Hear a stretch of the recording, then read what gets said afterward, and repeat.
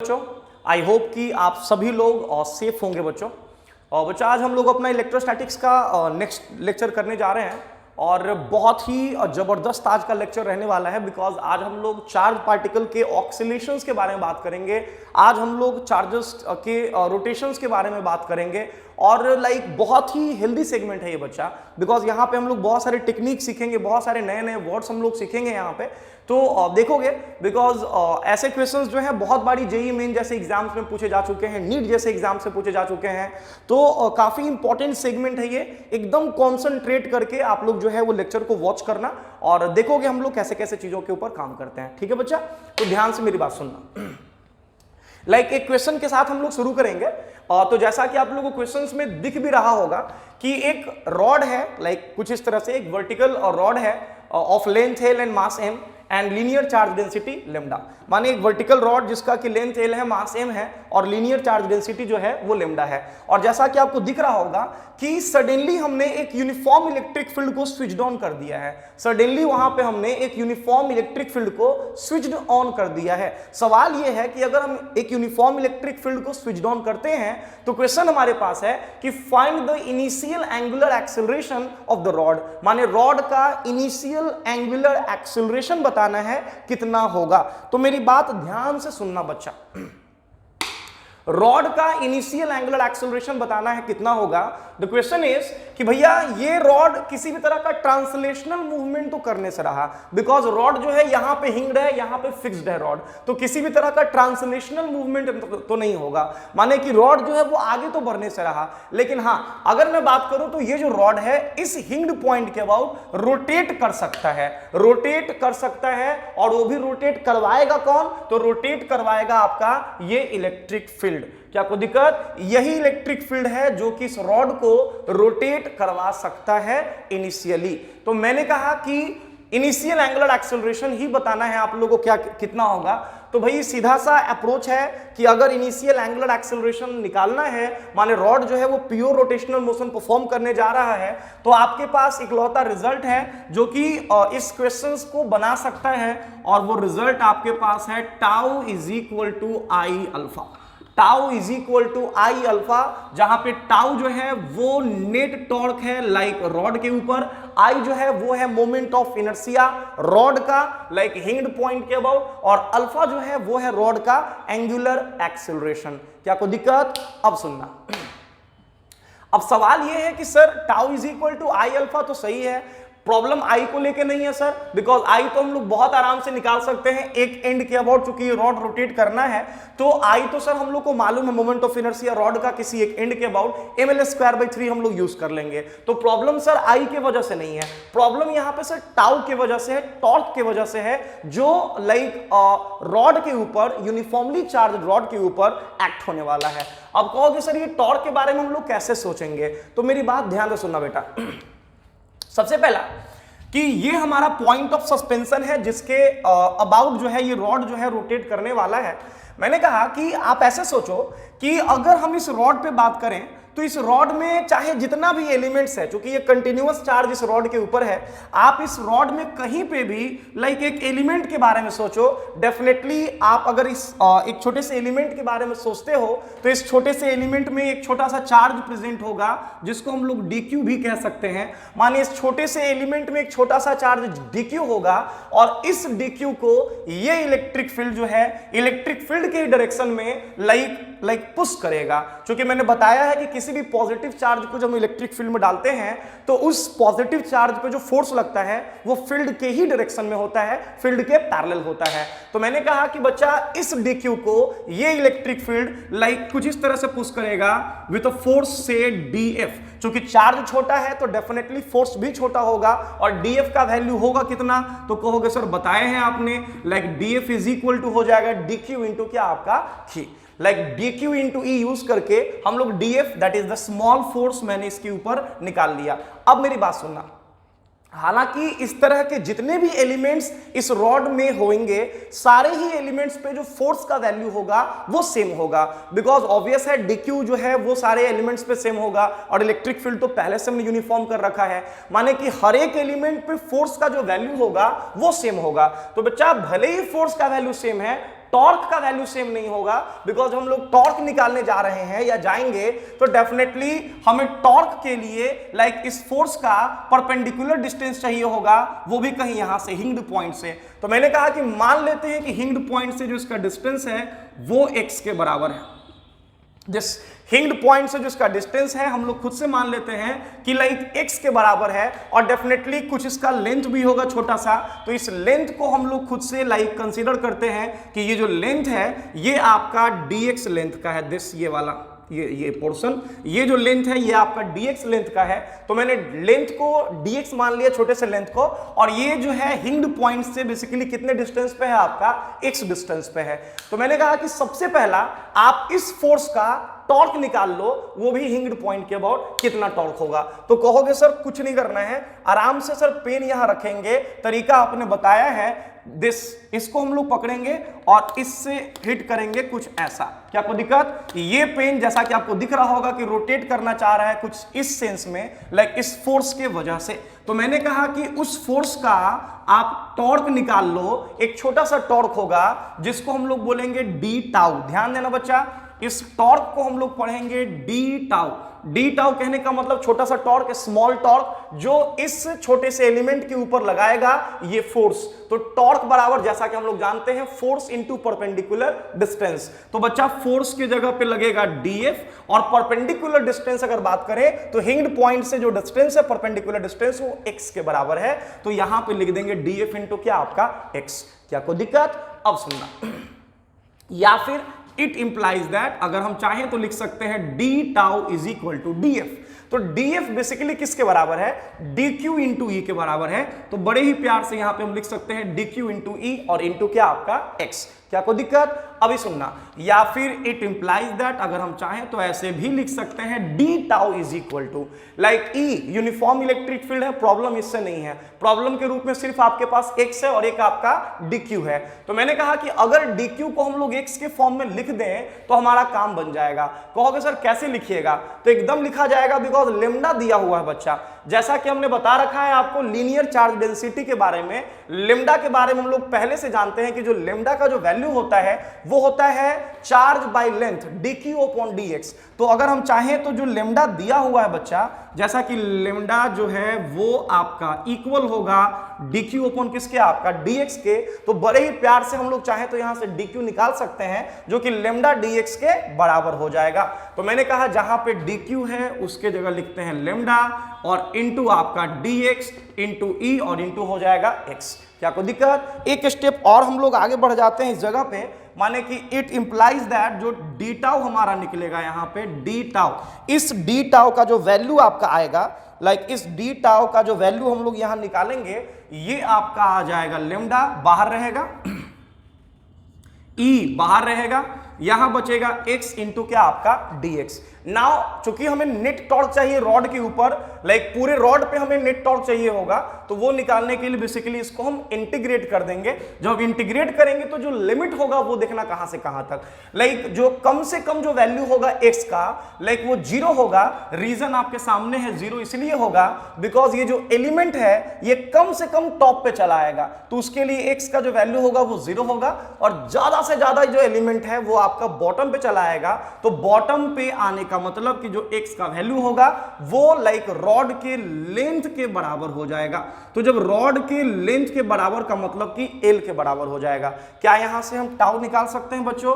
Tau is equal to net torque बराबर आपका आ जाएगा लेमडा बाहर रहेगा, ई बाहर रहेगा, इंटू एक्स डी एक्स। तो डेफिनेटली यहां हम पावर फॉर्मूला के लिए जाएंगे, तो x के लिए पावर फॉर्मूला हो जाएगा एक्स स्क्वायर अपॉन क्या आपका 2, और जब लिमिट्स के रूप में वैल्यू पुट करेंगे तो ये आ जाएगा lambda E L square upon क्या आपका 2। ये हमारा टॉर्क निकल गया कि टॉर्क कितना एक्ट होगा, तो टॉर्क का वैल्यू आ गया lambda E L square upon क्या आपका 2। फटाफट पहले नोट कर लीजिएगा, tau is equal to lambda E L square by 2। जल्दी करोगे, फास्ट हो गया। चलो अब देखना बच्चा, अगर जो हमारा टॉर्क निकल गया, अगर जो हमारा टॉर्क निकल गया यहां से, तो बाकी सब हमारे कंट्रोल में ही है, अब इसमें कुछ करना नहीं है। टॉर्क हमारा निकल चुका है, टाउ इज इक्वल टू बोलिए lambda E L square upon क्या आपका 2।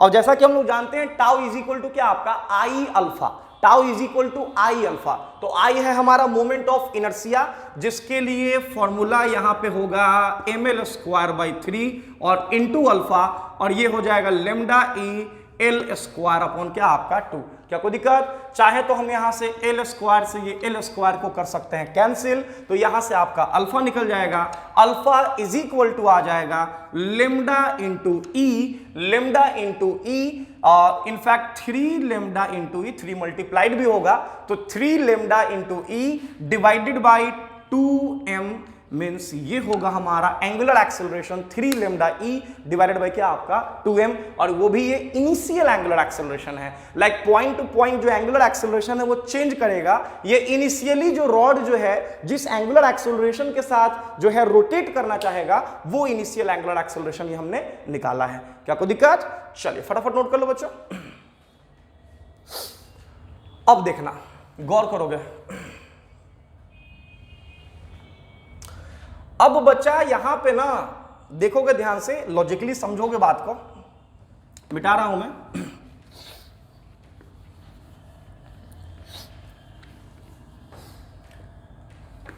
3 lambda E upon 2m initial angular acceleration rod का। अब जरा यहां पे ना कुछ कॉन्सेप्ट समझ लो पहले क्या है। देखोगे अब थोड़ा सा ना इस क्वेश्चन को हम लोग इस तरह से सोचते हैं, देखिएगा सब लोग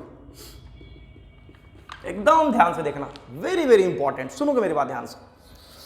मैंने कहा कि बच्चा एक्चुअली में क्वेश्चन ये था कि हमारे पास जो है वो एक यूनिफॉर्मली चार्ज्ड रॉड था जो कि कहीं यहां पे हिंग्ड था, और इस पे पॉजिटिव चार्ज जो है वो आपका यूनिफॉर्मली डिस्ट्रीब्यूटेड था, कुछ ऐसा, और रॉड जो है वर्टिकल इक्विलिब्रियम में कुछ इस तरह से था। क्या कोई दिक्कत? सडनली हुआ ये कि एक यूनिफॉर्म इलेक्ट्रिक फील्ड को स्विच डाउन कर दिया गया, कुछ ऐसा। रॉड का लेंथ एल दिया हुआ है, मास m दिया है, और लीनियर चार्ज डेंसिटी इसका लेमडा दिया हुआ है रॉड का लीनियर चार्ज डेंसिटी लेमडा दिया हुआ है, यूनिफॉर्मली चार्ज जो है वो डिस्ट्रीब्यूटेड है। अब मेरी बात ध्यान से सुनना बच्चा, मैंने कहा कि अभी जिस अप्रोच से मैंने एंगुलर एक्सेलरेशन निकाला है रॉड का, जो कि 3 लेमडा ई अपॉन 2m आया है, तो मैंने कहा कि बच्चा ठीक है, ऑब्वियसली इस रॉड को रोटेट कराने के लिए इलेक्ट्रिक फील्ड का ही रोल था। अब आप कहोगे कि सर ठीक है, और इसमें क्या कुछ और भी हम लोग सोच सकते हैं क्या? तो मेरी बात एकदम ध्यान से सुनना बच्चा, अगर इसी क्वेश्चंस को बनाना हो तो बिना इंटीग्रेट किए हुए भी ऐसे क्वेश्चंस को हम जो है अप्रोच ले सकते हैं, बना सकते हैं, और बहुत जबरदस्त चीज मैं आपको बताने जा रहा हूं, एकदम ध्यान से मेरी बात सुनना। मैंने कहा कि बच्चा अगर रॉड पे चार्ज यूनिफॉर्मली डिस्ट्रीब्यूटेड हो, अगर रॉड पे चार्ज यूनिफॉर्मली डिस्ट्रीब्यूटेड हो और इलेक्ट्रिक फील्ड यूनिफॉर्म हो, should I repeat it again, अगर चार्ज जो रॉड पे है अगर वो यूनिफॉर्मली डिस्ट्रीब्यूटेड हो और इलेक्ट्रिक फील्ड जो है वो यूनिफॉर्म हो, तो मैंने कहा कि उस केस में जो पॉइंट ऑफ एप्लीकेशन होता है इलेक्ट्रोस्टैटिक फोर्स का, वो रॉड के सेंटर ऑफ मास पे होता है। मतलब समझना ध्यान से, मैंने कहा कि बच्चा जैसा कि आपने देखा कि हर एक एलिमेंट पे फोर्स का तो वैल्यू सेम था, लेकिन हर एक एलिमेंट पे टॉर्क का वैल्यू सेम नहीं था।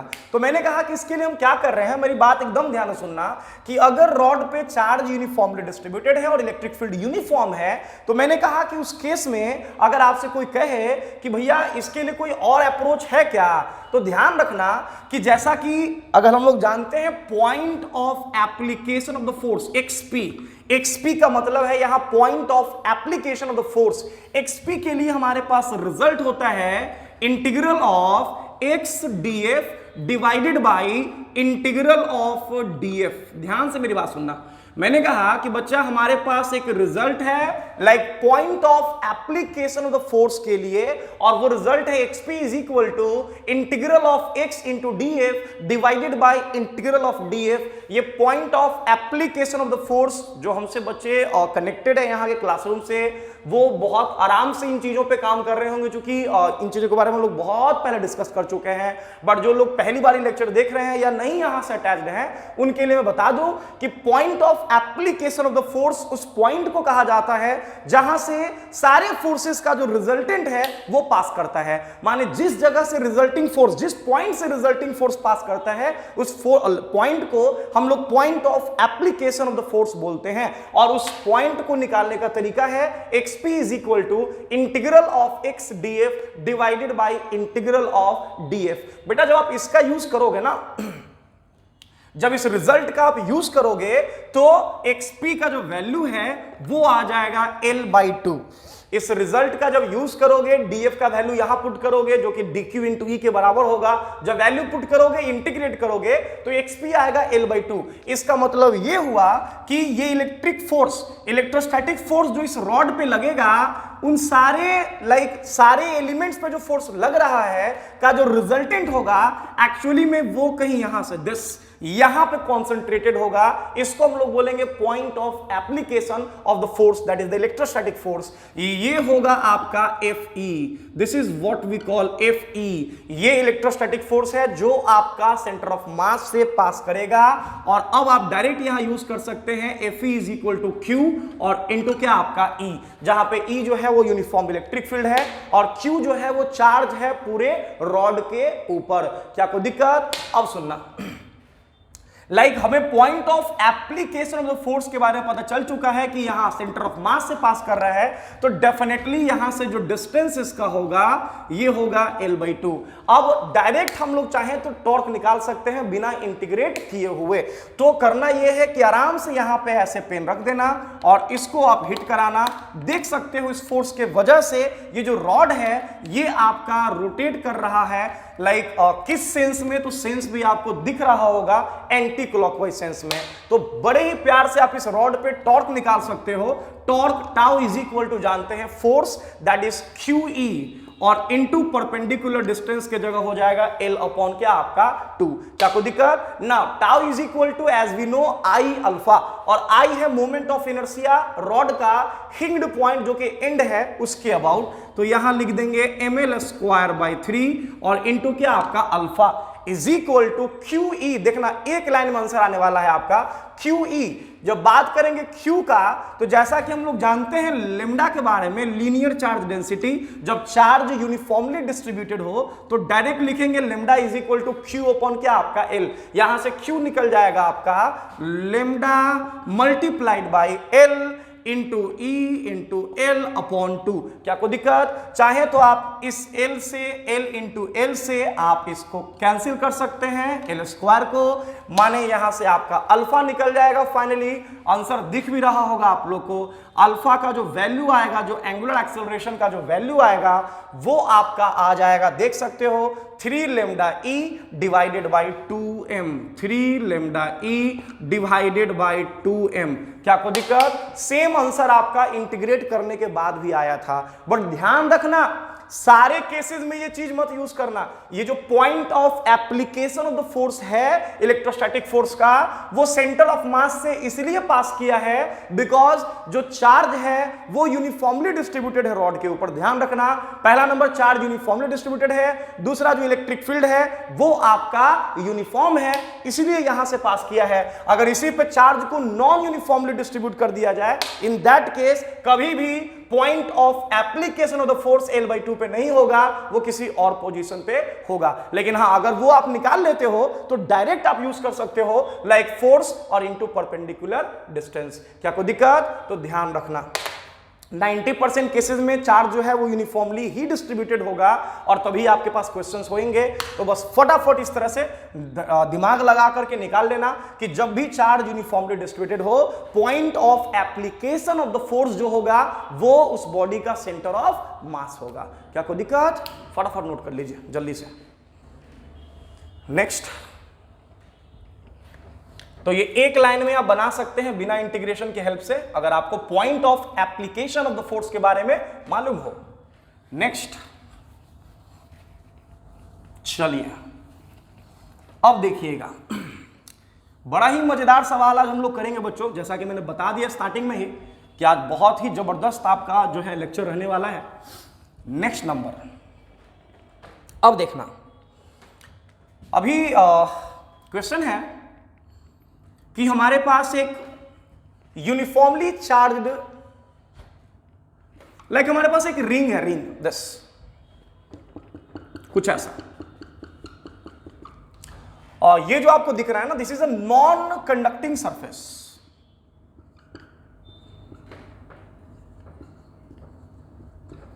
Non conducting surface,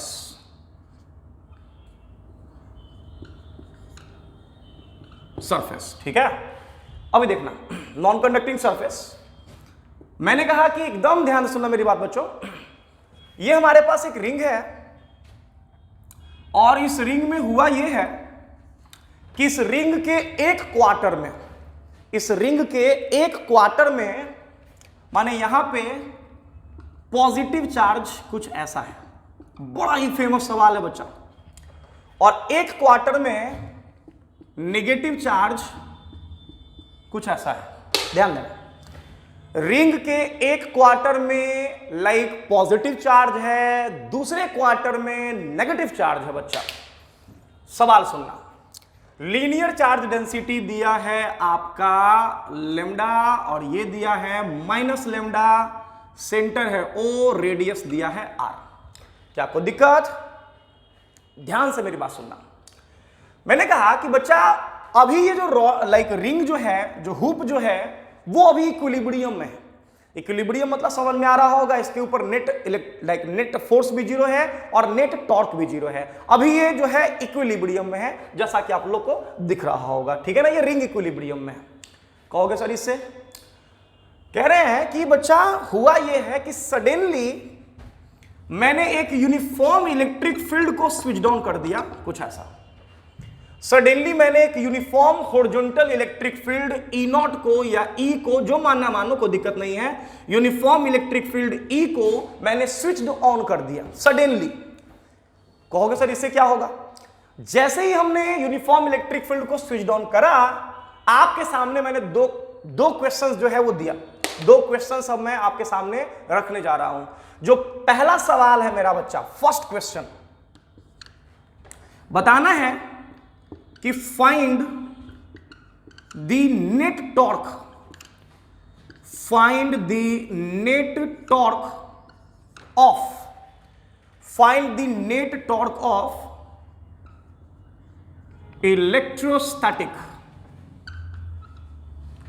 find the net torque of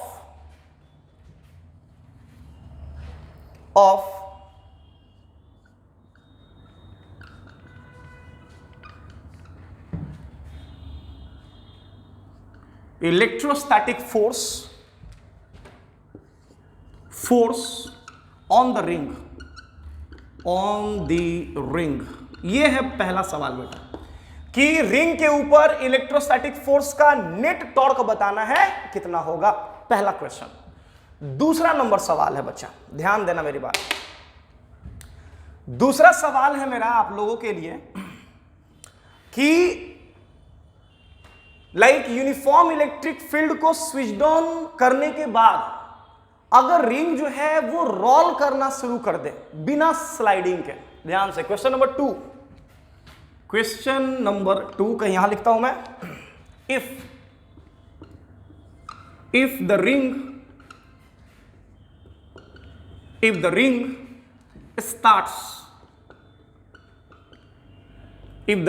starts rolling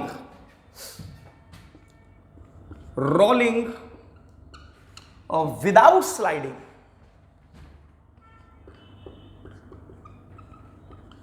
without sliding या स्लिपिंग, जो भी बोल सकते हो, without sliding,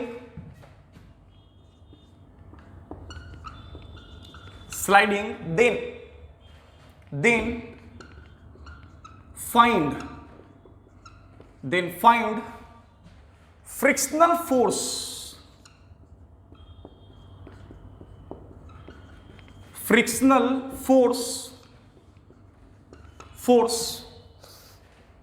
then find the frictional force acting on the ring, ध्यान देना बच्चा। मैंने कहा कि अगर बात करें दूसरे सवाल का, तो सेकंड क्वेश्चन जैसा कि आपको दिख रहा होगा, कि if the ring starts rolling without sliding then find the frictional force acting on the ring। माने रिंग के ऊपर जो फ्रिक्शनल फोर्स एक्ट हो रहा है उसका वैल्यू आपको बताना है। जो सरफेस आपको दिख रहा है यहां पे, जैसा कि मैंने स्टार्टिंग में ही बोल दिया है कि जो सरफेस है ये एक्चुअली में नॉन कंडक्टिंग है, नॉन कंडक्टिंग सरफेस। ये दो सवाल आपके पास, माने बड़ा ही मजेदार सवाल है बच्चा। ये दोनों जो क्वेश्चंस आपको मैंने दिया है, माने one of the best question है इलेक्ट्रोस्टैट्स का, जो आपको मैं 2 लाइन में टेक्निक से बताने वाला हूं। ध्यान से मेरी बात सुन। क्वेश्चन एक बार फिर से रिकैप कर देता हूं कि एक रिंग है कुछ इस तरह का, मास m रेडियस r, और रिंग के एक क्वार्टर पे charge positive charge uniformly distributed है, दूसरे क्वार्टर पे नेगेटिव चार्ज यूनिफॉर्मली डिस्ट्रीब्यूटेड है। मैंने कहा कि इस रिंग को मैंने एक नॉन कंडक्टिंग हॉरिजॉन्टल सरफेस पे प्लेस करा है और यूनिफॉर्म इलेक्ट्रिक फील्ड को स्विच डाउन कर दिया। लाइक जैसे ही यूनिफॉर्म इलेक्ट्रिक फील्ड को मैंने स्विच डाउन करा, आपके सामने 2 सवाल पटका मैंने। पहला सवाल ये कि find the net torque of the electrostatic force on the ring, माने इलेक्ट्रोस्टैटिक फोर्स का जो नेट टॉर्क होगा रिंग के ऊपर वो कितना होगा। और जो दूसरा सवाल मैंने पटका आपके पास वो ये है कि if the ring starts rolling without sliding then find the frictional force acting on the ring. माने अगर ये रिंग लाइक रोल करना शुरू कर दे, लाइक ये रिंग अगर ये रिंग रोल करना शुरू कर दे और वो भी बिना स्लाइड किए हुए, तो आपको बताना है कि रिंग के ऊपर फ्रिक्शनल फोर्स का वैल्यू कितना होगा, both in terms of magnitude and direction. Like frictional force का डायरेक्शन ही बताना है और मैग्नीट्यूड भी बताना है। क्या कोई दिक्कत? ध्यान से मेरी बात सुनना, देखोगे बच्चे, गौर करोगे। जैसा कि मैंने अभी मेंशन कर ही दिया है कि like one of the best question है ये इलेक्ट्रोस्टैटिक्स का, one of the best question है ये इलेक्ट्रोस्टैटिक्स का, one of the best question.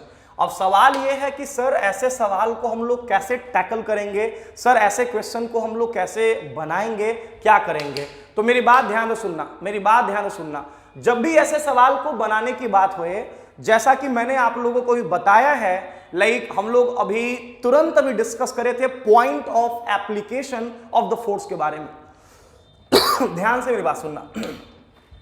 मैंने कहा कि बच्चा ऐसा है कि अगर मैं बात करूं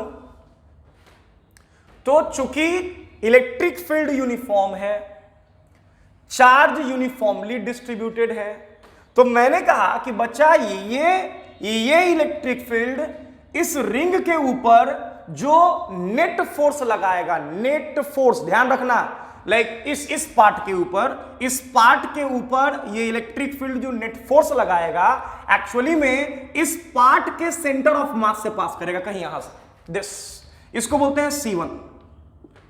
कहोगे सर C1 क्या है? तो सर ये C1 जो है इस पार्ट का सेंटर ऑफ मास है, इस क्वार्टर पार्ट का सेंटर ऑफ मास है। ध्यान रखना, मैंने कहा कि बेटा इस क्वार्टर पार्ट का जो सेंटर ऑफ मास होगा, लाइक उससे लाइक ये नेट इलेक्ट्रोस्टैटिक फोर्स पास करेगा इसके ऊपर, माने कहोगे कि ये हो गया दिस, इसको हम लोग बोलेंगे F। क्या कोई दिक्कत? इस F का वैल्यू अगर निकालने के लिए कहा जाए तो कहोगे सर F बराबर लिख सकते हैं QE, तो आराम से बड़े ही प्यार से लिख देंगे QE, या फिर अगर बात करें Q का तो Q हो जाएगा आपका लेमडा मल्टीप्लाइड बाई L, और L का मतलब इसका ये लेंथ क्वार्टर पार्ट का, तो ये हो जाएगा पाई r अपॉन 2, पाई r अपॉन 2, तो ये आपका हो जाएगा लेमडा और into pi r into E और डिवाइड बाई हो जाएगा 2। क्या कोई दिक्कत? ध्यान रखना, ये निकल गया आपका point of application of the force, जो कि सेंटर ऑफ मास होगा इस हिस्से का, माने यहां से ऐसे पास करेगा। अब रीजन तो समझ में आ ही रहा होगा, बिकॉज अगर हम बात करें तो चूंकि पॉजिटिव चार्ज है तो जो फोर्स का डायरेक्शन होगा ऑब्वियस ही बात है फील्ड के पैरेलल होगा। लेकिन जैसे ही हम लोग इस हिस्से पे आएंगे बच्चों, इस हिस्से पे, तो इस हिस्से का जो सेंटर ऑफ मास है वो कहीं यहां होगा, जिसको हम लोग चाहें तो बोल सकते हैं C2। ध्यान रखना C2। अब इस हिस्से से पास करेगा, इस लाइक अगर मैं बात करूं तो इस हिस्से पे जो फोर्स होगा इलेक्ट्रोस्टैटिक फोर्स एक्चुअली में C2 से पास करेगा। क्योंकि नेगेटिव चार्ज है तो जो डायरेक्शन ऑफ फोर्स होगा वो फील्ड के ऑपोजिट होगा, माने कुछ ऐसा होगा, इसको ही बोलेंगे आपका F। क्योंकि चार्ज का अगर बात करें तो बस पोलैरिटी अपोजिट है, अमाउंट जो है वो सेम है, तो जितना फोर्स यहां लगेगा उतना ही फोर्स इस हिस्से पे भी लगेगा, बस जो डायरेक्शन है वो आपका अपोजिट होने वाला है। क्या कोई दिक्कत? तो ध्यान से मेरी बात सुनना बच्चा। एक फोर्स इधर पास किया सेंटर ऑफ मास से, इस हिस्से के सेंटर ऑफ मास से, लाइक एक फोर्स इधर पास किया इस हिस्से के सेंटर ऑफ मास से। This is the point of application of the force, जो मैंने बताया है आप लोग को टेक्निक वाइज। अब सुनना, कहोगे सर अब क्या करेंगे सर, जरा ये बताइए फटाफट, अब क्या करना, अब कैसे प्रोसीड करेंगे सर ऐसे क्वेश्चन को। तो मेरी बात सुनना बच्चा, मैंने कहा कि अब क्या है कि टॉर्क आपसे पूछा गया है, इलेक्ट्रोस्टैटिक फोर्स का टॉर्क कितना होगा। तो जैसा कि हम लोग जानते हैं torque is equal to force into perpendicular distance, तो हमें एक्चुअली में नेट टॉर्क बताना है इलेक्ट्रोस्टैटिक फोर्स का, tau net is equal to what. तो देखना बच्चा टॉर्क हम लोग कैसे निकालते हैं। मैंने कहा कि अगर आप लोग को रिंग के centre of mass, quarter ring के सेंटर ऑफ मास का पोजीशन मालूम हो तो दो पोजीशन होगा, लाइक जितना डिस्टेंस इधर से होगा उतना ही डिस्टेंस इधर से होगा, और ये डिस्टेंस अगर याद नहीं है तो याद कर लीजिएगा, ये होता है 2r अपॉन क्या आपका पाई। जिसको नहीं पता है दिमाग में रखना, ये डिस्टेंस होगा 2r अपॉन पाई। इधर से भी अगर बात करें तो ये डिस्टेंस होगा कितना आपका 2r बाई पाई। माने अगर हमको टॉर्क निकालना हो लाइक सेंटर दिस अगर हमको टॉर्क निकालना हो इसके अबाउट, तो मैंने कहा बड़े ही प्यार से रखेंगे पेन और हिट कराएंगे। देख सकते हो बच्चा, ये जो टॉर्क दे रहा है उसका सेंस आपका है किधर, क्लॉकवाइज। इसी तरह से अगर बात करें तो जो दूसरा टॉर्क मिलेगा वो इस F के वजह से मिलेगा। निकालने के लिए पेन रखेंगे और हिट कराएंगे, ये भी टॉर्क इधर देगा आपका क्लॉकवाइज। माने दोनों का टॉर्क जो है वो सेम है, both in terms of magnitude and direction. तो डायरेक्ट करते क्या है, यहां पे कर देते हैं 2 टाइम्स, तो 2 टाइम्स और फोर्स इंटू परपेंडिकुलर डिस्टेंस, तो फोर्स के जगह पे हो जाएगा F और इंटू परपेंडिकुलर डिस्टेंस के जगह हो जाएगा 2r अपॉन क्या आपका पाई। थोड़ा सा और आगे बढ़ जाते हैं, it implies that tau net is equal to 2 की जगह 2 छोड़ देते हैं F, तो F हमें मालूम है बच्चों, F मालूम है lambda into pi into R into E divided by, अगर बात करें तो ये आपका 2 भी है साथ में, यहां पे है आपका 2r और डिवाइडेड बाई नीचे में कितना है पाई। चाहे तो हम इस पाई से इस पाई को उड़ा दें, चाहे तो हम इस 2 से 2 को उड़ा दें, माने जो नेट टॉर्क आएगा फाइनली टाउ नेट बराबर आंसर के फॉर्म में 2 रह जाएगा, लेमडा रह जाएगा, r इंटू आर हो जाएगा r स्क्वायर, माने 2 लेमडा r स्क्वायर और इंटू ई होगा आंसर। नेट इलेक्ट्रोस्टैटिक टॉर्क हो जाएगा twice of lambda r square E. Like one of the best question है ये इलेक्ट्रोस्टैटिक्स का, ठीक है ना, कि नेट टॉर्क बताना है इलेक्ट्रोस्टैटिक फोर्स का क्या होगा, तो twice of lambda r square E. ऐसे प्रोसीड करा हमने, सीधा हमने बात करा point of application of the force के बारे में, और वहां से मैंने इस क्वेश्चन को सॉल्व कर दिया। अदरवाइज ये इतना आसान नहीं है जितना आसानी से आपने 2 लाइन में क्वेश्चन बनाया, 2 लाइन बनाया है, इतना आसानी से क्वेश्चन नहीं बनता। बिकॉज आपको पता है कि जो point of application of the force है वो एक्चुअली में कहां से पास कर रहा है, उस पार्ट के सेंटर ऑफ मास से पास कर रहा है। क्या कोई दिक्कत? फटाफट नोट करोगे जल्दी से। नेक्स्ट, अब देखना आगे बढ़ता हूं। नेट टॉर्क निकल चुका है इलेक्ट्रोस्टैटिक फोर्स का, twice of lambda R square E, twice of lambda R square E. अब देखना,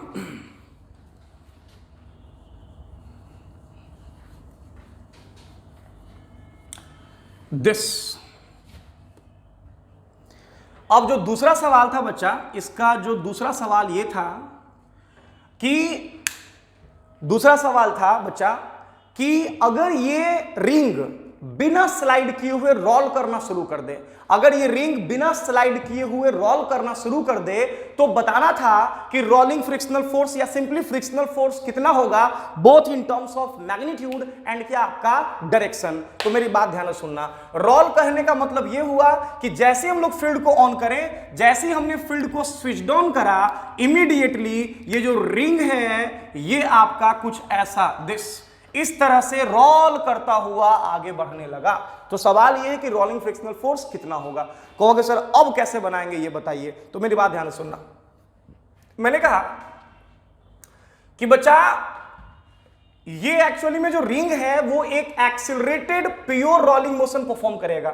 एक्सिलरेटेड प्योर रोलिंग मोशन अगर बात करें तो एक्सिलरेटेड प्योर रोलिंग मोशन के लिए कंडीशन जानते हैं आप लोग। एक्सिलरेटेड प्योर रोलिंग मोशन के लिए कंडीशन होता है AC is equal to R alpha.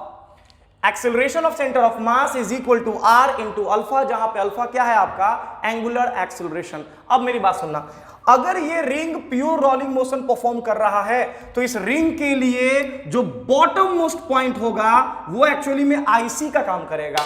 IC का मतलब इंस्टेंटेनियस सेंटर, जिसको नहीं पता है मैंने क्रैश कोर्स में बताया ये सब कुछ, जाकर के वहां पे एक बार देख लेना सब लोग, ठीक है ना। तो ये हमारा इंस्टेंटेनियस सेंटर है जिसके अबाउट ये जो रिंग है ये आपका प्योर रोटेशनल मोशन परफॉर्म करेगा with same angular acceleration as that of alpha. मैंने कहा कि ध्यान रहे, अगर ये ring pure rolling motion perform कर रहा है तो बॉटम मोस्ट पॉइंट के अबाउट ये आपका प्योर रोटेशनल मोशन परफॉर्म करेगा with an angular acceleration alpha, जहां पे अल्फा का वैल्यू होगा AC अपॉन क्या आपका R, कुछ ऐसा। अब सुनना बच्चे, मैंने कहा कि ध्यान आप दे सकते हो बच्चा कि इस पूरे रिंग के ऊपर जो नेट इलेक्ट्रोस्टैटिक फोर्स है वो तो जीरो है, बिकॉज हुआ ये है कि जितना अमाउंट का फोर्स राइट साइड में लग रहा है इलेक्ट्रोस्टैटिक फोर्स, उतने ही अमाउंट का इलेक्ट्रोस्टैटिक फोर्स लेफ्ट साइड में लग रहा है। तो चूंकि दोनों का डायरेक्शन अपोजिट है और मैग्नीट्यूड सेम है, माने नेट फोर्स तो ऐसे ही जीरो हो गया। माने ये जो नेट इलेक्ट्रोस्टैटिक फोर्स है वो रिंग को आगे नहीं बढ़ा सकता है, हाँ रिंग को रोटेट करा सकता है, और वो भी किस सेंस में आपका, तो क्लॉकवाइज सेंस में। यहां जो अल्फा आया है डेफिनेटली वो इलेक्ट्रोस्टैटिक टॉर्क की वजह से ही आया है बच्चों, क्या कोई दिक्कत? लेकिन इलेक्ट्रोस्टैटिक फोर्स रिंग को आगे नहीं बढ़ा सकता है। अगर रोल होना है तो दोनों मोशन होना होगा, रिंग आगे भी बढ़ेगा और रिंग रोटेट भी करेगा। कहोगे सर रोटेट तो समझ में आ गया, सर आगे कैसे बढ़ेगा? बिकॉज नेट फोर्स तो जीरो है। हम कहेंगे आगे भी बढ़ेगा, आगे बढ़ने के लिए फोर्स चाहिए, और फोर्स कहां से मिलेगा? तो वो होगा रोलिंग फ्रिक्शन। माने इस रिंग के ऊपर जो रोलिंग फ्रिक्शन लगेगा वो लगेगा आगे, जिसको हम लोग कहेंगे FR, that is F rolling. तो रोलिंग फ्रिक्शन का डायरेक्शन तो निकल गया, आगे की तरफ होगा, बाकी बचा मैग्नीट्यूड। तो देखना मैग्नीट्यूड कैसे निकालते हैं, ध्यान से मेरी बात सुनना बच्चा। मैंने कहा कि अगर मैं यहां पे बात करूं बच्चों तो हम ऐसा करते हैं कि IC के अबाउट, चूंकि ये प्योर रोटेशनल मोशन परफॉर्म कर रहा है IC के अबाउट, तो हम लगा देते हैं equation like tau is equal to I alpha. ध्यान से मेरी बात सुनना, इस टाउ में, इस टॉर्क में लाइक रोलिंग फ्रिक्शन का कोई रोल नहीं होगा, बिकॉज ये IC से ही पास कर गया है। तो रोलिंग फ्रिक्शन का टॉर्क क्या हो जाएगा आपका? जीरो। इस टॉर्क में किसका रोल होगा बच्चा? तो इलेक्ट्रोस्टैटिक फोर्स का रोल होगा, जो कि हम पहले ही निकाल चुके हैं। और ये टॉर्क आया था twice of lambda R square E, जैसा कि मैंने बताया है, इज इक्वल टू I। तो I है मोमेंट ऑफ इनर्शिया रिंग का, लाइक इसके अबाउट नहीं, इसके अबाउट। तो इसके about moment of inertia ring का होगा twice of mr square, twice of mr square, और इनटू क्या आपका अल्फा। चाहे तो हम इस 2 से इस 2 को कर सकते हैं कैंसिल, ये R स्क्वायर से ये R स्क्वायर हो जाएगा कैंसिल, माने यहां से अल्फा निकल जाएगा। अल्फा इज इक्वल टू, जो कि आपको दिख रहा होगा, ये आएगा lambda into E, like lambda into E। Tau की जगह हमने लिखा है twice of lambda R square E, जो कि हम पहले से निकाल चुके थे बच्चा, और is equal to I alpha. I की जगह हमने लिख दिया 2mr square, parallel axis theorem लगा करके इसके वोट निकाल लिया, वो आ गया 2mr स्क्वायर और इंटू अल्फा। 2 से 2 हुआ कैंसिल, R स्क्वायर से R स्क्वायर हुआ कैंसिल, ये आ गया lambda E upon m, that is angular acceleration आ गया लेम्डा E अपॉन क्या आपका m। कहोगे सर अब क्या करिएगा सर, एंगुलर एक्सेलरेशन तो निकल गया, लेकिन सर हमको एंगुलर एक्सेलरेशन तो नहीं निकालना है सर, हमें तो रोलिंग फ्रिक्शन निकालना है, कितना होगा? तो कहेंगे कुछ नहीं है बच्चा, इसी रोलिंग फ्रिक्शन के वजह से ये जो रिंग है वो आगे बढ़ रहा है। माने रिंग को आगे बढ़ने का जो रीजन है वो है रोलिंग फ्रिक्शन। तो हम लिखेंगे F रोलिंग, रोलिंग फ्रिक्शन बराबर मास रिंग का m और into acceleration of centre of mass that is AC, और AC किसके इक्वल होगा? देख सकते हो यहां से R अल्फा के इक्वल होगा, तो यहां लिख देंगे R अल्फा। माने rolling friction FR is equal to आ गया m के जगह पे m, आप इसको आगे भी बढ़ा सकते हो, F rolling is equal to mr alpha, यहां से आप आगे भी बढ़ा सकते हो, माने F rolling is equal to आ गया m के जगह पे m लिख सकते हैं, r के जगह पे r हो जाएगा इंटू अल्फा, तो अल्फा आपका आया है लेमडा e अपॉन m। तो बड़े ही प्यार से यहां लिख दीजिए लेमडा e अपॉन क्या आपका m। तो यहां पे आप सॉल्व करो इसको, देखो यहां से कितना आता है, चूंकि एफ आर तो हमारा निकल चुका है, एम आर इंटू अल्फा। यहां से आप कुछ नहीं करना है, फिर से रिपीट कर देते हैं बेटा, अल्फा हमारा निकल चुका है, लेमडा ई अपॉन एम। यहां से हम रिंग का सेंटर ऑफ मास का एक्सेलरेशन निकाल सकते हैं एसी, जो कि इक्वल होगा किसके, आपका आर अल्फा के, आर अल्फा के इक्वल होगा। अगर हम यहां बात करें तो आप आर के जगह पे आर छोड़ दो, अल्फा, अल्फा हमें मालूम है लेमडा ई अपॉन क्या आपका एम, माने आपको निकल चुका है सेंटर ऑफ मास का acceleration R lambda E upon क्या आपका एम। अगर सेंटर ऑफ मास का एक्सेलरेशन निकल गया तो बड़े ही प्यार से हम रोलिंग फ्रिक्शन भी निकाल सकते हैं, देखना कैसे, फटाफट नोट करोगे बच्चा। ये रोलिंग फ्रिक्शन ही है जो इस रिंग को आगे बढ़ाएगा। तो रोलिंग फ्रिक्शन कहने का मतलब F rolling is equal to लिखेंगे मास और इनटू लिखेंगे एक्सेलरेशन, और एक्सेलरेशन हमने लाइक एम ए सी माने F R is equal to M, A C की जगह हो जाएगा लेमडा इंटू आर ई और अपॉन क्या आपका एम। ये एम से एम हो गया कैंसिल, माने रोलिंग फ्रिक्शन का वैल्यू आ गया लेमडा आर ई आंसर।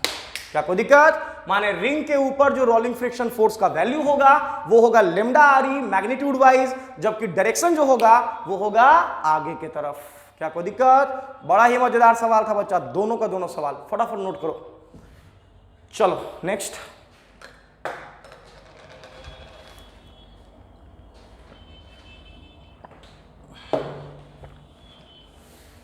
पढ़ूं आगे।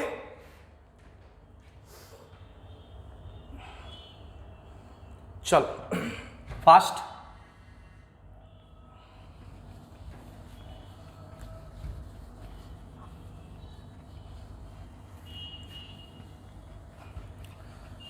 चलिए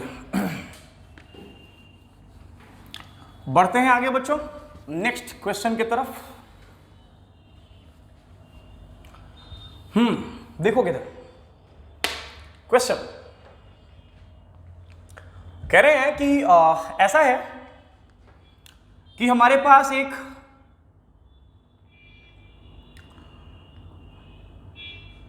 लॉन्ग लाइन चार्ज है, कुछ ऐसा बस, जिस पे पॉजिटिव चार्ज यूनिफॉर्मली डिस्ट्रीब्यूटेड है। दस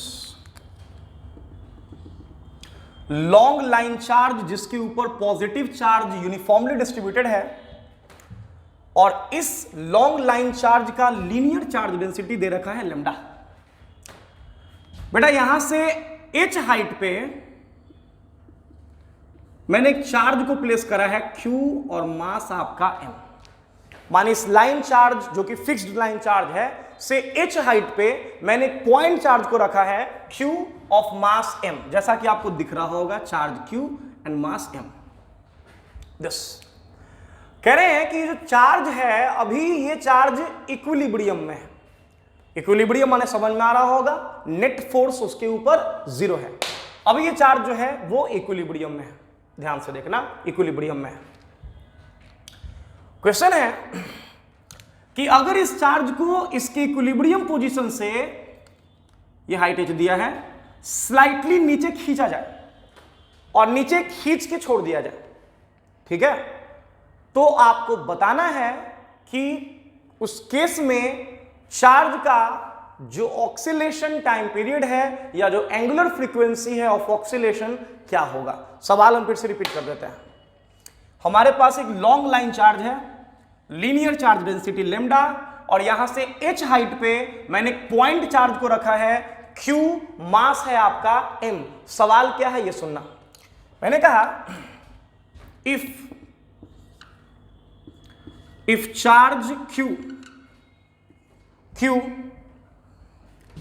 is slightly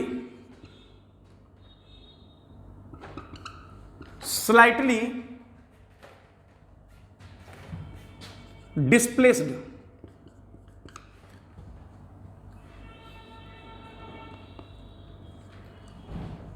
if charge q is slightly displaced from its equilibrium position,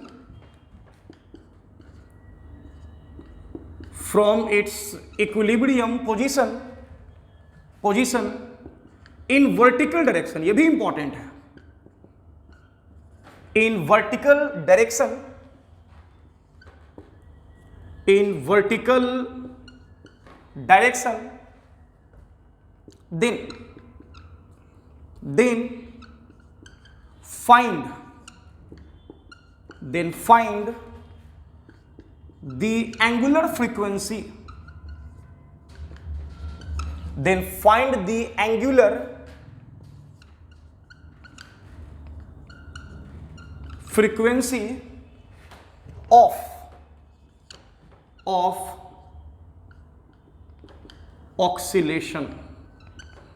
then find the angular frequency, of oscillation, obvious सी बात है, एंगुलर फ्रीक्वेंसी किसका, तो चार्ज का हम बात कर रहे हैं। Find the angular frequency of oscillation of charge, charge के एंगुलर फ्रीक्वेंसी का जो ऑक्सीलेशन जो है चार्ज का, उसका एंगुलर फ्रीक्वेंसी बताना है, क्या होगा। ध्यान से मेरी बात सुनना, ये है सवाल बच्चा। तो जैसा कि आपको क्वेश्चन दिख रहा होगा कि if charge q is slightly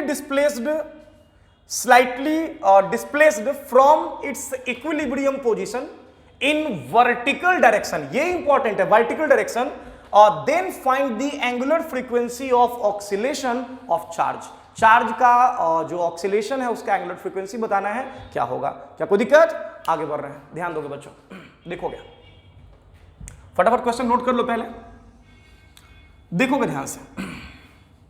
माने इस तरह के सवाल काफी इंपॉर्टेंट क्वेश्चंस हैं बच्चा, ये सब देखना ऐसे क्वेश्चंस को हम लोग कैसे डील करते हैं, देखोगे ध्यान से।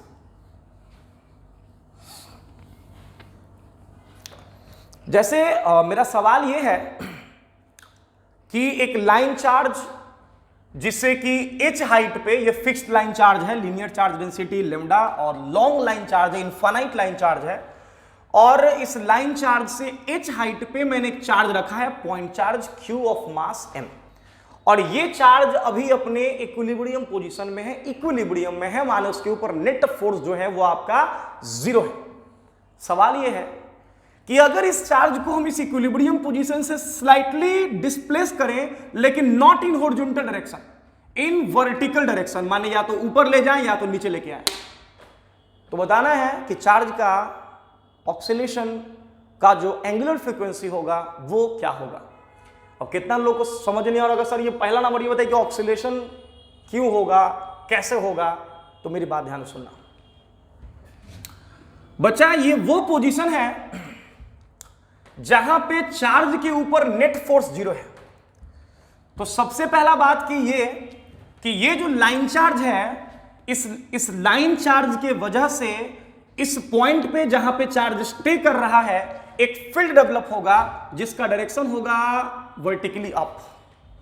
This is the direction of field, this is the direction of field, और वो भी इस लाइन चार्ज के वजह से, दैट इज ई।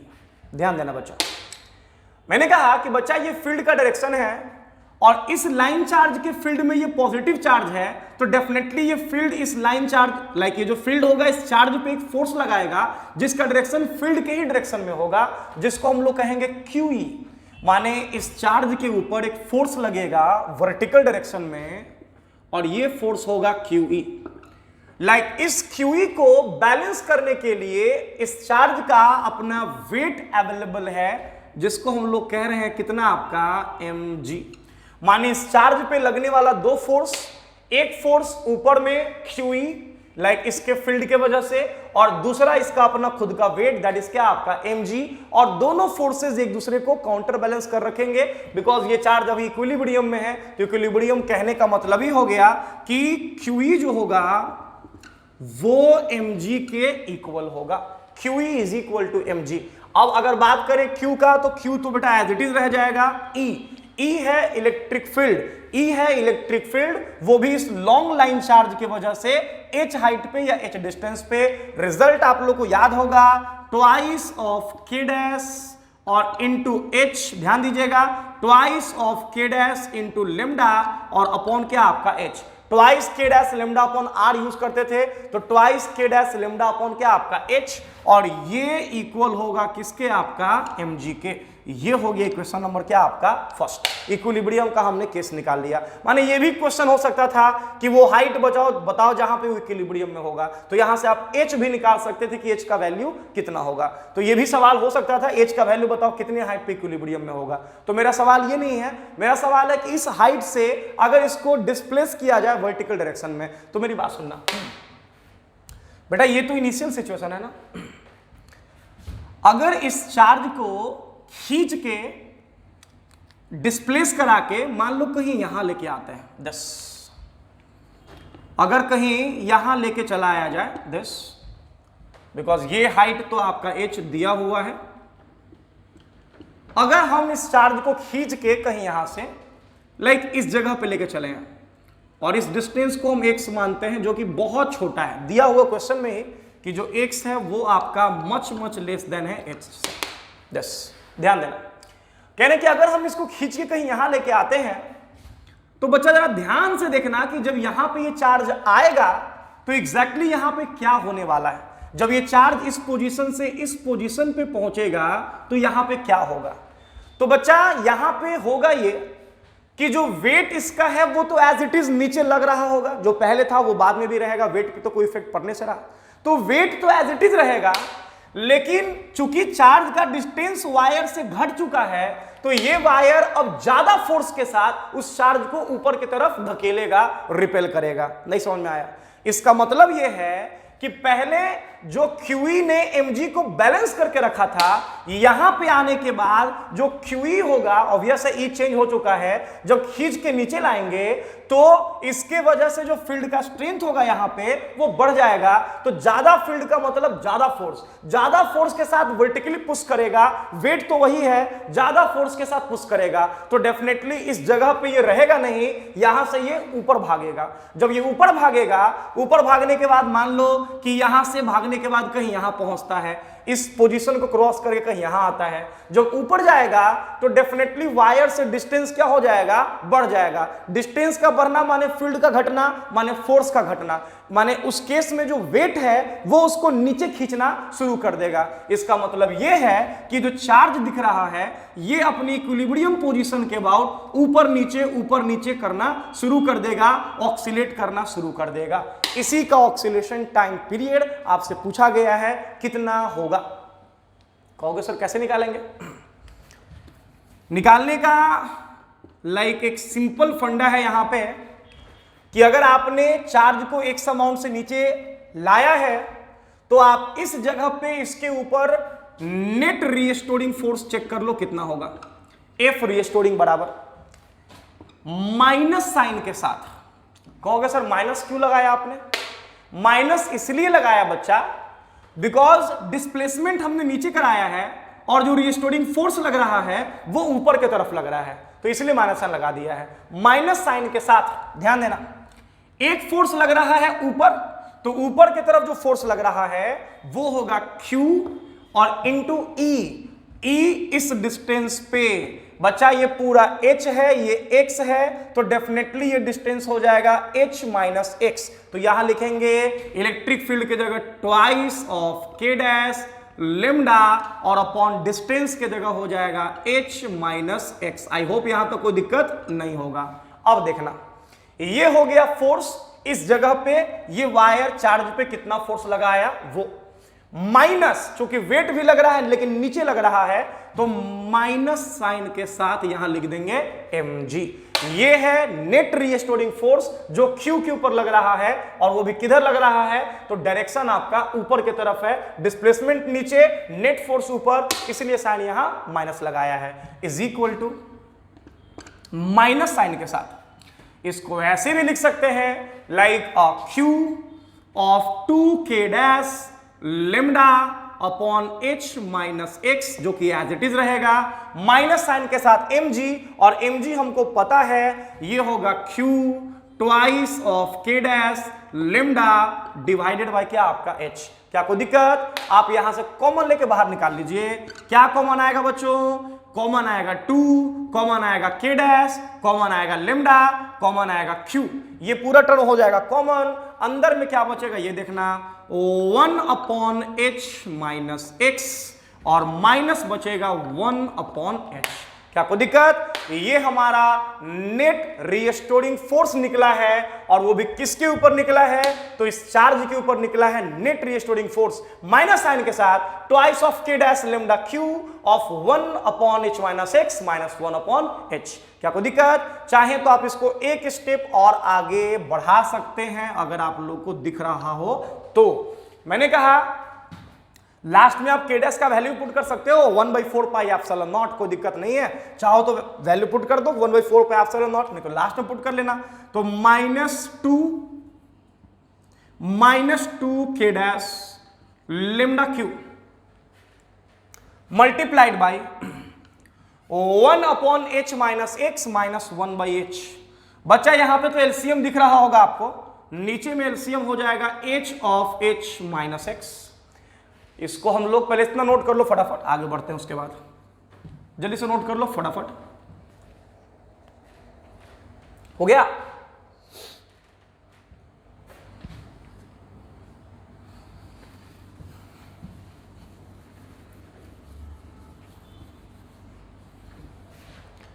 तो हमारे पास जो रीस्टोरिंग फोर्स था, F restoring is equal to -2k dash lambda Q, -2k dash lambda Q multiplied by था आपका, जैसा कि आपको दिख रहा होगा बच्चों, 1 upon h minus x upon like -1/h था। एलसीएम हमने लिया, ये होगा h of h minus x, और ऊपर में आपका हो जाएगा h minus h minus x।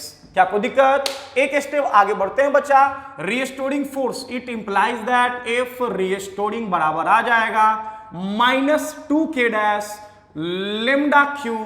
LCM ले सकते हो यहां पे, कैंसिल आउट कर सकते हो, minus plus minus minus minus plus, h से h उड़ जाएगा, यहां बचेगा x डिवाइडेड बाय, नीचे बचेगा h of h minus x। तो ऐसा करते हैं बच्चा कि जो h यहां पे उसको एज इट इज साइलेंटली छोड़ देते हैं, इन दोनों में से h कॉमन लेके बाहर निकाल लो, माने यहां h स्क्वायर कर देते हैं। कहोगे सर कॉमन कैसे ले लिए, यहां तो था नहीं, तो कोई दिक्कत नहीं, डिवाइड दे देंगे, तो ये हो जाएगा 1 माइनस x अपॉन h। क्या कोई दिक्कत? माने ये result F restoring -2k dash lambda Q upon h square into x upon 1 minus x upon h। जैसा कि आपको दिख रहा होगा x जो है वो मच लेस देन h दिया हुआ है क्वेश्चन में, slightly displace, x much less than h, इसका मतलब x upon h much less than 1, माने x upon h much less than 1 लेकिन पॉजिटिव, तो 1 से बहुत छोटा लेकिन पॉजिटिव, माने कि मैंने कहा अप्रोक्सीमेटली हम बोल सकते हैं कि मैंने कहा कि नेगेटिव तो हो नहीं सकता है, तो मैंने कहा x upon h much less than 1, बहुत छोटा, अप्रोक्सीमेटली हम 0 इसको कंसीडर कर सकते हैं। तो मैंने कहा कि x अपॉन h का जो वैल्यू होगा ये आप 0 कंसीडर कर लो, माने जो f रीस्टोरिंग आपका आ गया वो आया माइनस साइन के साथ twice of k dash lambda q upon h square और इनटू आपका आया x। देख सकते हो किस फॉर्म में है बच्चों, ये एफ रीस्टोरिंग बराबर -kx के फॉर्म में है, और इसका जो वैल्यू होता है ये होता है m ओमेगा स्क्वायर। ये आप इक्वल कर देना इसको किसके साथ, इसको बस आप इक्वल कर देना m ओमेगा स्क्वायर के। जैसे ही आप इसको इक्वल करोगे, ध्यान देना, आप इस टर्म को, ये जो टर्म आपके पास है, इस टर्म को इक्वल कर देना m ओमेगा स्क्वायर के, बिकॉज ये -kx के फॉर्म में है। जब आप इस टर्म को m ओमेगा स्क्वायर के इक्वल करोगे तो वहां से omega that is angular frequency of oscillation निकल जाएगा। नोट करो फटाफट जल्दी से। चलिए बढ़ू आगे। नेक्स्ट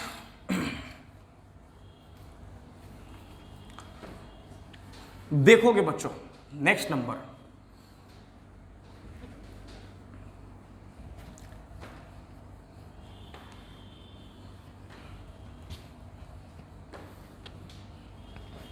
ध्यान देना। नेक्स्ट सवाल कह रहे हैं कि हमारे पास दो लाइन चार्ज हैं।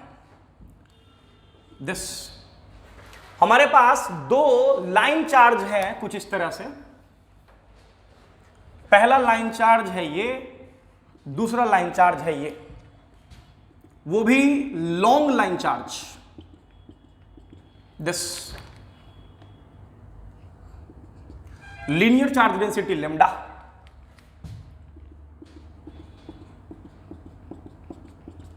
This linear charge density lambda, ध्यान देना। और दोनों लाइन चार्ज के बीच का जो डिस्टेंस है, दोनों फिक्स्ड लाइन चार्ज हैं के बीच का जो डिस्टेंस है ये है आपका 2d, दिया हुआ है 2d। क्या कोई दिक्कत? ये डिस्टेंस 2d के इक्वल है, क्वेश्चन में दिया हुआ है। ठीक है बच्चा, अब सुनना। कह रहे हैं कि बेटा किया हमने ये है कि इन दोनों के बीच में, एग्जैक्टली बीच में, मिड पॉइंट पे कहीं यहां पे मैंने एक चार्ज को रखा है Q एंड मास M। बस ऑब्वियस सी बात है, अगर ये मिड पॉइंट है तो यहां से ये डिस्टेंस d होगा, ये भी डिस्टेंस d होगा। मिड पॉइंट पे हमने चार्ज को कहीं यहां रख दिया है 10। कोई दिक्कत? ये हमारा क्वेश्चन है कुछ ऐसा। सवाल है अब मेरा यहां पे, मेरा सवाल है कि दो पॉसिबिलिटीज है बच्चा यहां पे, ध्यान से मेरी बात सुनना। या तो हम इस चार्ज को वायर के पैरेलल डिस्प्लेस कराएं, दिस कुछ ऐसा, या तो हम इस डायरेक्शन में डिस्प्लेस कराएं वायर के पैरेलल, माने ये, और या तो हम इस डायरेक्शन में डिस्प्लेस कराएं वायर के परपेंडिकुलर। ध्यान देना,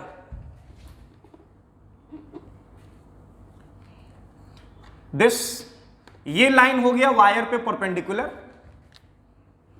और ये लाइन हो गया वायर के पैरेलल, और कहीं यहां मैंने चार्ज को रखा है, चार्ज है Q, मास है M। तो हम गौर करना बच्चा, सवाल ये है कि बेटा अगर मैंने इसको मिड पॉइंट पे रखा है, ये सवाल पूछा हुआ है, ठीक है ना, बड़ा ही फेमस सवाल है ये भी, कि दो line charge, long line charge के मिड पॉइंट पे, लाइन ज्वाइनिंग जो है उसके मिड पॉइंट पे मैंने एक चार्ज रखा है, चार्ज है Q, मास है M। 10 मैंने कहा कि अगर हम इसको मिड पॉइंट पे रखते हैं तो पहला सवाल आप जैसे बता दो कि इस पॉइंट पे अगर हम चार्ज को रखेंगे तो चार्ज के ऊपर नेट फोर्स कितना होगा। तो आप कहोगे सर जीरो नेट फोर्स होगा। सर जीरो नेट फोर्स इसलिए होगा सर बिकॉज ये कॉन्सेप्ट आपने बताया है सर, ठीक है ना। पहला तो ये कॉन्सेप्ट आप बता चुके हैं कि अगर हम इसको एक लॉन्ग लाइन चार्ज मान के चलते हैं तो एक सेमी सर्कुलर रिंग इधर बनेगा, दूसरा सेमी सर्कुलर रिंग इधर बनेगा, माने ये कंप्लीट रिंग बनेगा, और कंप्लीट रिंग के सेंटर पे नेट इलेक्ट्रिक फील्ड जीरो होता है तो फोर्स भी जीरो होगा। ऐसे भी सोच सकते हो, या ऐसे भी सोच सकते हो कि अगर मैं बात करूं तो इस जगह पे, ठीक है, इसकी वजह से एक फील्ड होगा कुछ ऐसा, और इसके वजह से फील्ड का जो डायरेक्शन होगा वो होगा कुछ ऐसा। दोनों का मैग्नीट्यूड सेम है, डायरेक्शन ऑपोजिट है, तो डेफिनेटली नेट इलेक्ट्रिक फील्ड यहां पे जीरो होगा। और जब नेट इलेक्ट्रिक फील्ड जीरो है, that is the neutral point, तो डेफिनेटली वहां पे नेट फोर्स भी जो होगा वो आपका जीरो होगा by using the result F is equal to QE। क्या कोई दिक्कत? अब सुनना, दो पॉसिबिलिटीज है, या तो हम चार्ज को यहां से डिस्प्लेस करवाएं लाइक परपेंडिकुलर, लाइक या ऐसे कह सकते हैं कि या तो हम डिस्प्लेस कराएं कुछ इस डायरेक्शन में, जिसको आप चाहो तो x मान लो, कोई दिक्कत नहीं है, इसको आप x मान लो, कोई प्रॉब्लम नहीं है, या फिर इसको आप y मान लो, दिस ये y मान लो, इसको x मान लो, दिस, या तो हम इसको x के डायरेक्शन में डिस्प्लेस कराएं और या तो हम इसको y के डायरेक्शन में डिस्प्लेस कराएं, ठीक है ना। दोनों पे हम सवाल आपसे पूछेंगे। पहला नंबर, बच्चा अगर हम इस चार्ज को इस जगह से y की डायरेक्शन में, मतलब कि वायर के पैरेलल डायरेक्शन में अगर हम डिस्प्लेस कराते हैं इस जगह से, तो आपको क्या लगता है क्या सिचुएशन बनेगा? अगर ये चार्ज अभी यहां था, यहां से डिस्प्लेस होकर कहीं यहां चला आता है, तो आप कहोगे सर अभी भी इस पे जो नेट फोर्स होगा वो जीरो ही होगा सर, बिकॉज जितना डिस्टेंस यहां से होगा उतना ही डिस्टेंस यहां से होगा, जितना फोर्स ये इस पे लगाएगा उतना ही फोर्स ये इस पे लगाएगा, माने जो नेट फोर्स होगा सर वो आपका जीरो होगा।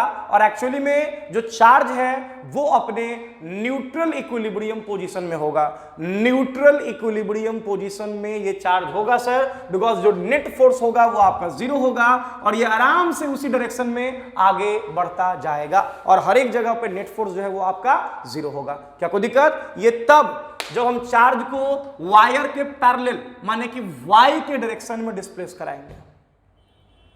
लेकिन अगर इसी में कह दिया जाए कि हम चार्ज को वायर के परपेंडिकुलर डायरेक्शन में डिस्प्लेस करवा रहे हैं, ध्यान से मेरी बात सुनना, वायर के पैरेलल नहीं, वायर के परपेंडिकुलर डायरेक्शन में, देखोगे ध्यान से, तब यह सवाल हो जाएगा जबरदस्त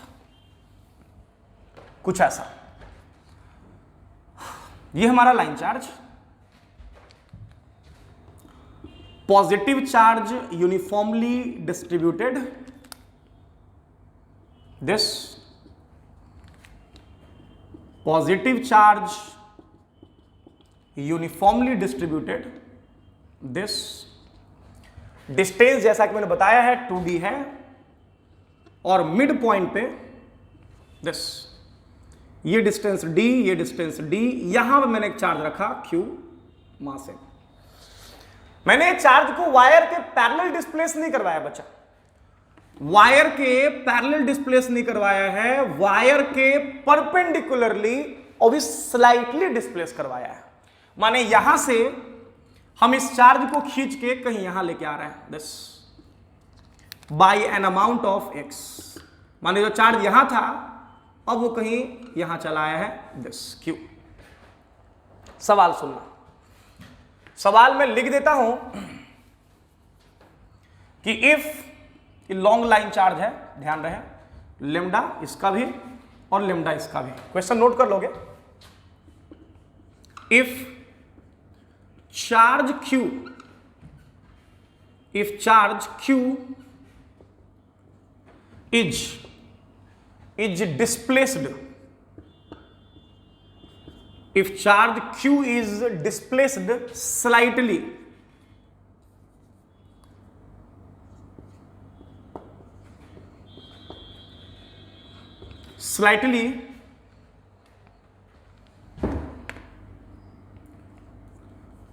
is displaced slightly perpendicular to the direction of the direction of wires,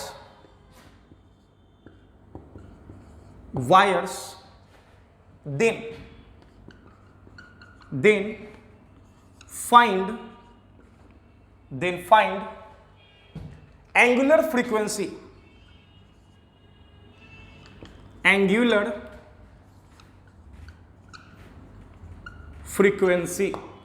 obviously बात है, एंगुलर फ्रीक्वेंसी हम ऑक्सीलेशन का पूछ रहे हैं कि ऑक्सीलेशन का एंगुलर फ्रीक्वेंसी कितना होगा।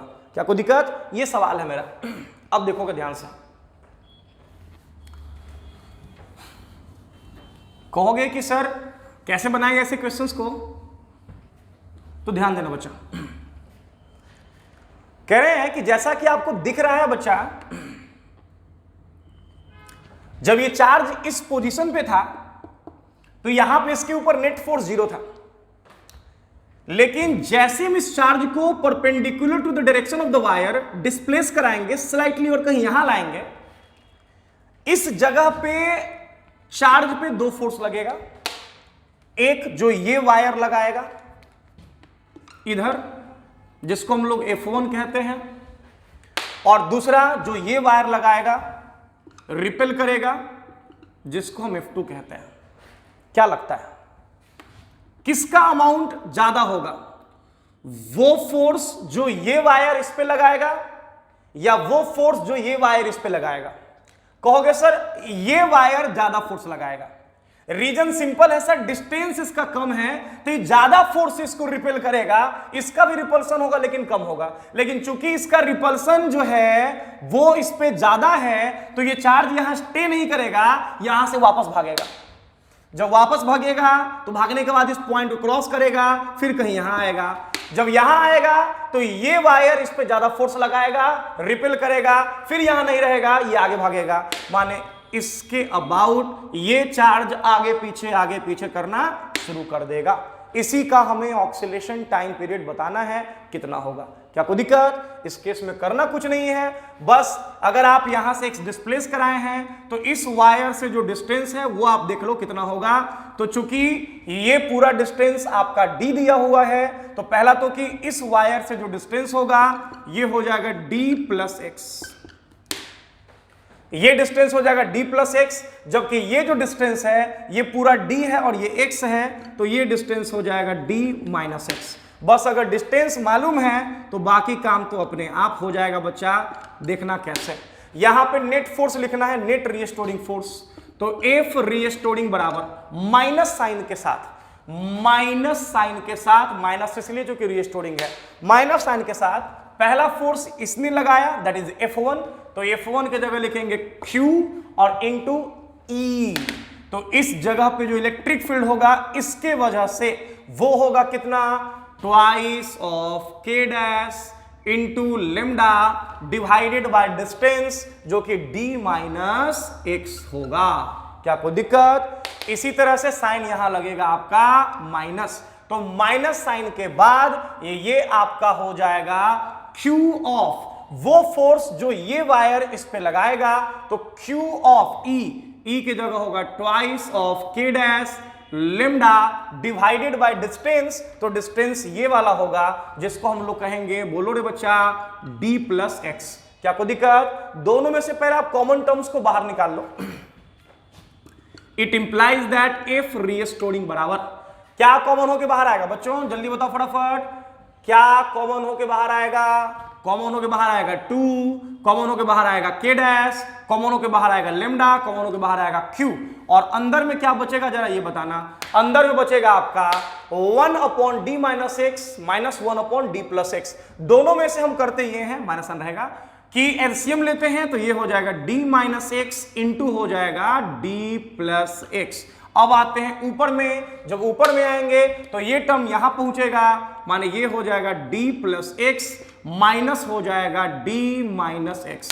क्या कोई दिक्कत? ये होगा minus D minus minus plus, माने कि F restoring minus 2 K dash lambda Q, और ये आपका हो जाएगा minus 2 K dash lambda Q। के बाद अगर बात करें तो देखना कौन कौन सा टर्म खत्म होने वाला है, ये minus minus minus plus, D से D खत्म, ये हो जाएगा यहां पे 2x डिवाइडेड बाय, नीचे में कितना हो जाएगा बच्चों देख सकते हो, D minus x into D plus x, माने ये आपका हो जाएगा D square minus x square, तो D square minus x square. पहले फटाफट नोट कर लो, बस एक लाइन और होगा इसमें, आंसर आपके सामने होगा, जल्दी करोगे।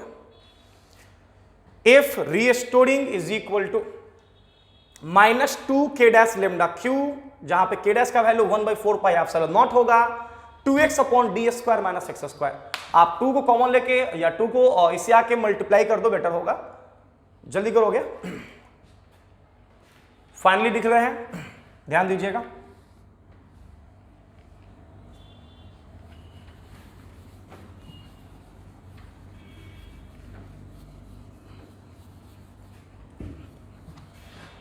माने रीस्टोरिंग फोर्स जो है F रीस्टोरिंग आ गया minus 4 K dash Q minus 4 K dash Q lambda, multiply करने के बाद minus 4 K dash Q lambda, यहां हो जाएगा x डिवाइडेड बाई, नीचे में आपका आया था D square minus x square, D square minus x square. क्या कोई दिक्कत? अब सुनना बेटा, स्लाइटली डिस्प्लेस्ड वर्ड यूज करा है, माने जो x है वो मच लेस देन D के है, जो दिया हुआ है माने x अपॉन डी जो है मच मच लेस देन 1 होगा, माने अप्रोक्सीमेटली इसको हम 0 मान सकते हैं, इस टर्म को हम बोल सकते हैं 0। ठीक है, ध्यान देना, x upon D much much less than 1 मतलब अप्रोक्सीमेटली वैल्यू 0 होगा। आप यहां से निकाल लो, F restoring is equal to आ जाएगा, देख सकते हैं बच्चों, ये हो जाएगा आपका माइनस साइन के साथ 4 like k dash of q of lambda divided by, ऐसा करते हैं कि डी स्क्वायर कॉमन लेकर के बाहर निकाल लेते हैं। तो अगर डी स्क्वायर कॉमन लेकर बाहर निकाल लिया जाए तो अंदर में हो जाएगा 1 minus x square upon D square और इनटू यहां पे हो जाएगा x। क्या कोई दिक्कत? देख सकते हो बच्चा, x अपॉन डी अप्रोक्सीमेटली 0 है, माने ये टर्म तो 0 हो गया, बचा आपका कितना, F restoring minus 4 k dash q lambda upon D square into क्या आपका x। माने ये किस फॉर्म में आ जाएगा आप देख सकते हो, ये जो फाइनल जो फॉर्म हमारा है यहां पे वो होगा लाइक दिस, ये जो टर्म है ये हो जाएगा k, बिकॉज ये तो खत्म हो गया पूरा टर्म, तो ये टर्म हो जाएगा k इंटू एक्स, माने ये लाइक माइनस के एक्स के फॉर्म में है, माने इस टर्म को, ये जो बाहर का जो टर्म है इसको हम इक्वल कर देंगे किसके, m ओमेगा स्क्वायर के, और यहां से बड़े ही प्यार से हम लोग ओमेगा निकाल लेंगे, कितना होगा। क्या कोई दिक्कत? चलो फटाफट नोट करो जल्दी से, come on do it fast. चलिए, आज ऑक्सीलेशन से रिलेटेड सारे सवाल आपके बन जाएंगे, ठीक है ना, ध्यान देना, बहुत ही जबरदस्त सेगमेंट है ये हमारा सारा काम हो गया ऑक्सीलेशन से रिलेटेड। अब हम लोग जा रहे हैं सीधा रिंग वाले पार्ट्स में एंटर करने, ठीक है। अभी हम लोग बात करेंगे सीधा अभी इलेक्ट्रिक फील्ड ड्यू टू और रिंग के बारे में, जल्दी फटाफट नोट कर लीजिए। अभी हम लोग डिस्कस करेंगे बच्चों और रिंग के कारण इलेक्ट्रिक फील्ड, उसमें ऑक्सीलेशन चार्जेस का बहुत ही इंपॉर्टेंट सेगमेंट रहेगा। तो शुरू करते हैं रिंग